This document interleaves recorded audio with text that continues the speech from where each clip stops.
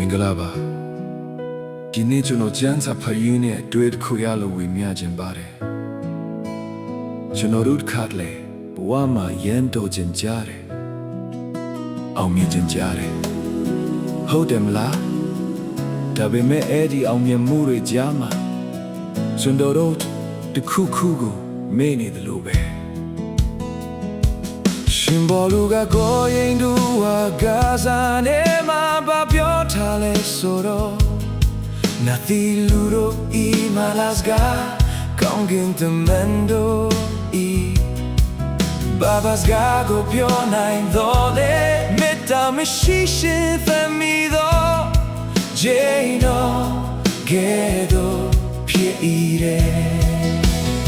ဆိုလိုတာကဗျာသူတော်ဘလောက်ပဲပိုက်ဆံရှိဘလောက်ပဲနာမည်ကြီး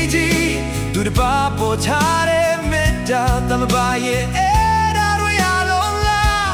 မေတ္တာရရှိဘူးလို့ပြောတာပါမေတ္တာဆိုတာစာအုပ်ထဲမှာပဲရှိတာမဟုတ်ပါဘူးကိုဘေးကလူကိုစိတ်ရှည်ပေးတာသူတပါအောင်မြင်ယူဝမ်းမြောက်ပေးတာအမလို့ရဲ့ခွင့်လွှတ်ပေးတာဒါတွေကမေတ္တာပဲ